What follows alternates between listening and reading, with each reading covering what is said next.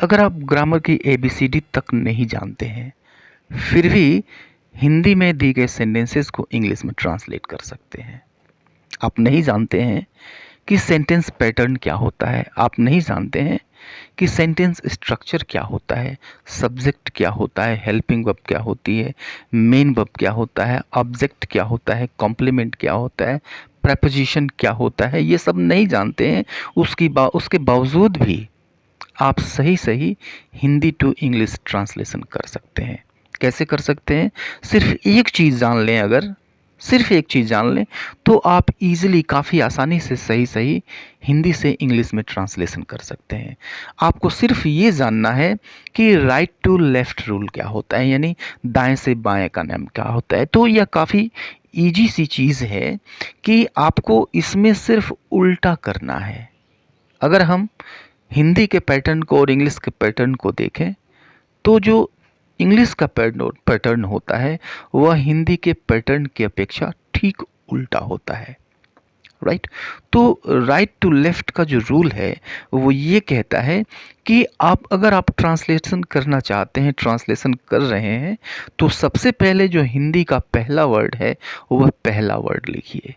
यह जो पहला वर्ड होता है यह अक्सर अधिकांशतः सब्जेक्ट होता है। तो सबसे पहले आपको लिखना है पहला वर्ड यानी सब्जेक्ट लिखना है और उसके बाद से ठीक पीछे जाना है। जब आप ठीक पीछे जाते हैं तो आपको मिलेगा है हूँ हो। तो है हूँ हो अगर मिलता है तो फिर आप इज एम या फिर आर जो सही हो उसका यूज़ करें।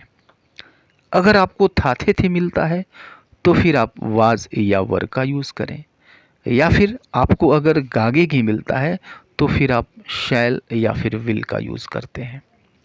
और फिर उसके ठीक बाद वाला शब्द, उसके ठीक बाद वाला शब्द, यानी हमें पीछे से चलते चले आना है। आइए कुछ एग्जाम्पल से इसको हम समझते हैं, इस रूल को हम अच्छी तरह से जानते हैं। छोटा सा सेंटेंस लेते हैं इसको समझने के लिए। अंग्रेजी आसान है, अंग्रेजी आसान है। तो यहाँ पर आपको लिखना है सबसे पहले पहला वर्ड। राइट। तो यहाँ पर पहला वर्ड है अंग्रेजी यानी इंग्लिश। पहला वर्ड हमने लिख लिया और फिर उसके बाद सबसे पीछे जाएंगे। सबसे पीछे दिया हुआ है।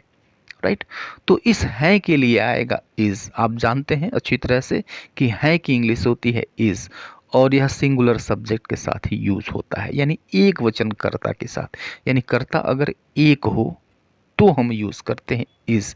तो इंग्लिश के साथ इज़ आएगा। तो इज़ सबसे पहले पीछे का हमने लिख लिया इज़, और उसके ठीक बाद वाला शब्द उल्टा हम चल रहे हैं, ठीक पीछे से चल रहे हैं। तो यह है आसान। आसान की इंग्लिश होती है ईजी। तो ये हो गया इंग्लिश इज ईजी। राइट। छोटा सा सेंटेंस लिया ताकि आप अच्छी तरह से समझ लें। अब इससे थोड़ा सा बड़ा सेंटेंस हम लेते हैं। आतंकवाद एक अंतर्राष्ट्रीय समस्या है। दूसरा सेंटेंस हम लिया कि आतंकवाद एक अंतर्राष्ट्रीय समस्या है। तो अब देखिए कि सबसे पहले आपको लिखना है सबसे पहला वर्ड। तो पहला वर्ड है आतंकवाद, इसको इंग्लिश में कहते हैं टेररिज्म। ये सब्जेक्ट है। पहला जो वर्ड होता है यह अक्सर सब्जेक्ट होता है। तो टेररिज्म। राइट। और उसके बाद से ठीक बाद में आप आइए, तो बाद में सबसे बाद में आएंगे तो है मिलेगा। हैं, इस हैं के लिए इज आएगा, टेररिज्म इज। और फिर उसके बाद से क्या है, तो एक अंतर्राष्ट्रीय समस्या। अब इन तीनों शब्दों को हम एक साथ लेंगे, एक साथ लेंगे। इसको एक साथ इसलिए लेंगे कि इन तीनों के बीच में कोई भी प्रेपोजिशन नहीं आया हुआ है। प्रेपोजिशन कहने का मतलब ये है जैसे में, पर, का, के, की, ऊपर, ये सब शब्द नहीं बीच में आए हुए हैं। अगर ये शब्द बीच में आए हुए होते तो हम इनका पैटर्न भी ठीक उल्टा कर देते, लेकिन बीच में ये शब्द नहीं आए हुए हैं इसलिए इनका पैटर्न हम उल्टा नहीं करेंगे। यह चीज़ आपको याद रखना है। तो एक अंतर्राष्ट्रीय समस्या, इन तीनों को हम एक साथ सीधा लिखेंगे। एन इंटरनेशनल प्रॉब्लम, एक एन अंतर्राष्ट्रीय, इंटरनेशनल और समस्या प्रॉब्लम। तो terrorism is an international problem. Right. Next sentence लेते हैं, थोड़ा सा और बड़ा कर लेते हैं इसको। कुछ लोग खेतों में काम कर रहे थे। राइट। तो सबसे पहले आपको पहला वर्ड लिखना है। तो पहला वर्ड क्या है? कुछ लोग, तो यही सब्जेक्ट है। तो कुछ लोग, सम पीपल, और इसके बाद आप पीछे आइए, पीछे क्या दिया हुआ है? थे। तो थे की इंग्लिश होती है वर। तो सम पीपल वर, और काम कर रहे, यह इसके बाद आया हुआ है मीन्स वर्किंग, और उसके बाद क्या आया हुआ है? मे आया हुआ है। यह मे प्रीपोजिशन है, इसलिए फिर इसको हम उल्टा कर रहे हैं। तो मे इन, और खेतों में, खेतों में इन में हो गया, और फील्ड्स खेत। तो some people were working in the fields, some people working in the fields, right. तो देखा आपने, हमने पहले सबसे पहला वर्ड लिखा, और फिर उसको हमने, उस जो शेष बच गया उसको हमने पीछे से ट्रांसलेट किया। ठीक उल्टा हम ट्रांसलेट करते चले आ रहे हैं, राइट। और यहाँ पर हम देख रहे हैं कि सब्जेक्ट को जानना, हेल्पिंग वर्ब को जानना, मेन वर्ब को जानना, ऑब्जेक्ट को जानना, कॉम्प्लीमेंट को जानना, यह बहुत ज़्यादा ज़रूरी नहीं है, और ये सब सही सही ट्रांसलेट हो रहे हैं, राइट। एक सेंटेंस ये लीजिए आप, लोग टिकट खरीदने के लिए कतार में खड़े हैं, राइट। तो सबसे पहले क्या लिखेंगे आप? अब आप भी समझ गए होंगे कि सबसे पहले क्या लिखा जाएगा। तो लोग लिखा जाएगा, पीपल, और इसके बाद क्या लिखा जाएगा? सबसे लास्ट में देखिए क्या आया हुआ है? आया हुआ है। तो पीपल, यह बहुत ज़्यादा लोग हैं, ज़्यादा लोग हैं, एक आदमी से ज़्यादा है, तो आर लगाएंगे, पीपल आ, राइट। और उसके बाद से खड़े, तो खड़े का होता है स्टैंडिंग। इसके बाद आया हुआ है में, यानी इन, और फिर है कतार है, तो अ क्यू, कतार का क्यू होता है, और के लिए आया हुआ है। तो के लिए की इंग्लिश होती है टू, और ख़रीदने की इंग्लिश होती है बाई, और बाई, और इसके पहले क्या आया हुआ? ख़रीदने से पहले टिकट आया हुआ है, तो टिकट्स। तो ये क्या हो गया? पीपल और standing in a Q two by tickets. तो हम कर क्या रहे हैं?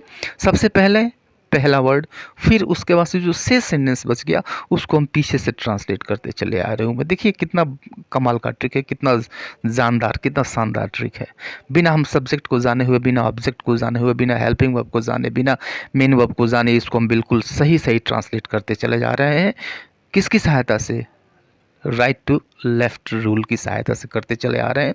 आप भी इसको बड़ी आसानी से ट्रांसलेट कर सकते हैं, इस तरीके से ट्रांसलेट कर सकते हैं, राइट। इस सेंटेंस को देखिए, मेरी ट्रेन प्लेटफॉर्म नंबर 4 पे आएगी, राइट। तो मेरी ट्रेन प्लेटफॉर्म नंबर 4 पे आएगी। अब सबसे पहले पहला वर्ड लिखना है आपको, तो मेरी train means my train, right. अब देखिए लास्ट में आप आइए, उल्टा करना है आपको। तो लास्ट में आइए, गी आया हुआ है, तो गी आया हुआ है तो विल या सेल का यूज़ करेंगे। तो माई ट्रेन के साथ हम विल का यूज़ करेंगे, राइट। तो गी को हमने लिख दिया, और फिर आना, आएगी, आना, आना की English come, my train will come, और पर इसके बाद आया हुआ है तो ऑन, और उसके बाद platform number 4, my train will come on platform number 4, right. तो ये भी सही सही ट्रांसलेट हो गया, किसकी सहायता से? राइट टू लेफ्ट रूल की सहायता से। ये भी काफ़ी इजीली ट्रांसलेट हो गया, राइट। इस सेंटेंस को देखिए, वह मेरे पक्ष में नहीं था, राइट। तो सबसे पहले पहला वर्ड लिखिए ही, और फिर उसके बाद से पीछे चले आइए। सबसे पीछे है था लिख दीजिए, ही वॉज, और उसके ठीक बाद है नहीं मीन्स नॉट, उसके बाद है मे यानी इन, और मेरे पक्ष my favour, he was not in my favour. तो देख रहे हैं कितनी आसानी से सारी चीज़ें ट्रांसलेट हो रही हैं, राइट। अब इसी रूल से, राइट टू लेफ्ट के रूल से आप इन सेंटेंस को ट्रांसलेट करिए और कमेंट बॉक्स में कमेंट करिए। तो अभी के लिए इतना ही, मिलते हैं नेक्स्ट वीडियो में, तब तक के लिए goodbye and take care.